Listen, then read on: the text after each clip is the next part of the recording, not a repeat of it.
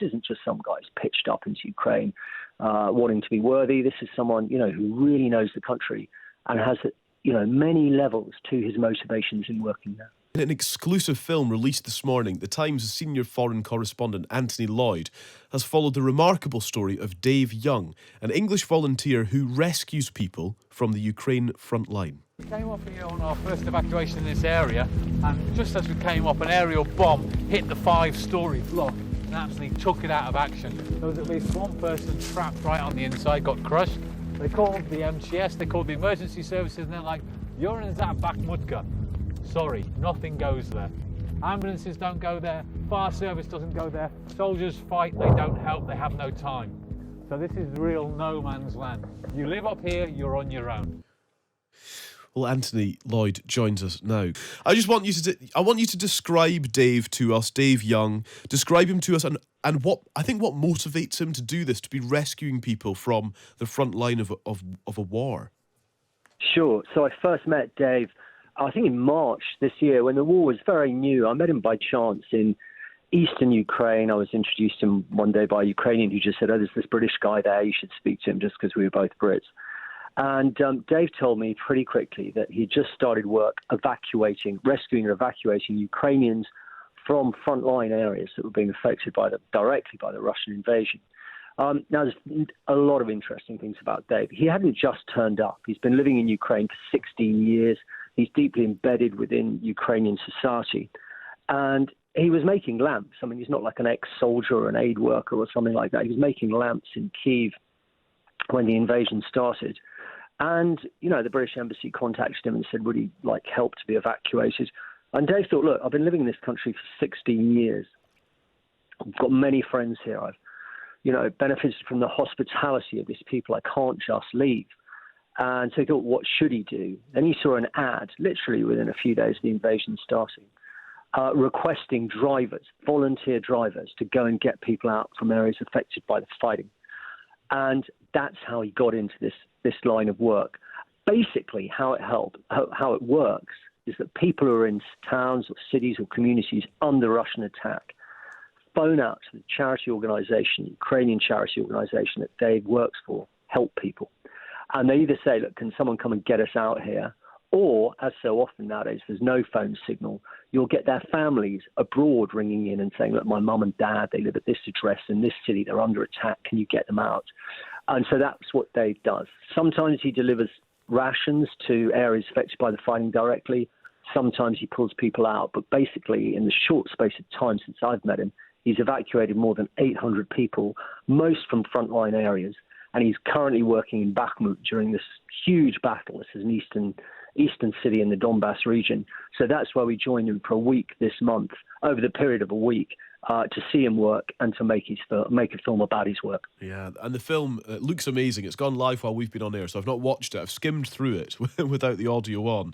But the pictures are remarkable as he leads people to safety, as he holds their hand and walks with them over battlefields and, past destroyed buildings and you name it. And you say, Anthony, he's not an ex-soldier. This isn't perhaps his natural habitat, if I can put it like that. And I just wonder then, if he is kind of at peace with the risk that he is putting himself in. Well, the risk that he's putting himself in and the danger is extreme. I mean, he's lost, since I first met him, he's lost his right eye, taken out by shrapnel during a rescue in which one of the people he was rescued was killed by a Russian bullet in the seat behind him. His vehicle's been shot up on numerous times. There's bullet holes all over the inside. I think what's really interesting, what we've tried to capture in this film, is that Dave's original motivations were born purely out of altruism towards Ukraine and its people. As time's gone by, that still holds true. But also, by his own admission, he's a very self-analytical and honest and complex man. He has acknowledged the fact that his role as rescuer and the intensity of that on a day-by-day basis, going into extremely dangerous areas during fighting, to essentially to save people, that has become quite a definition in itself and quite an addictive line of work. And so there's that complexity as well. Overlaid on that is there was certainly a guilt he felt towards the man he'd rescued who had been killed in the seat behind him in the same instant where Dave lost his eye. So you've got this very complicated and admirable and courageous man, motivated by all the kind of different kind of things which motivate men in war. And that's what makes him such an interesting and engaging character. This isn't just some guy who's pitched up into Ukraine wanting to be worthy. This is someone, who really knows the country and has, many levels to his motivations in working there. Yeah, it is absolutely astonishing. Does he intend to sort of move around? Does he follow the fighting, as it were, or does he kind of base himself in one particular area or region? What's his kind of future plan, I suppose? Well, he moves around. It is dictated slightly by the organisation, the help people that he works for, but by the nature of his work, he finds that he's working in the areas most affected by fighting. At the moment, there's this city in Donbass, in the east of Ukraine, called Bakhmut.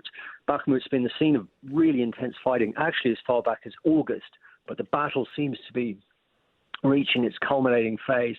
It hasn't been written or reported about perhaps as much as it might have been, but this battle has taken the lives of thousands of men on both sides, killed or wounded since fighting started. The artillery barrages going on there at the moment are like nothing I've seen elsewhere in Ukraine. It's a huge attritional battle involving massive loss of life for Ukrainian soldiers and Russian soldiers attacking them.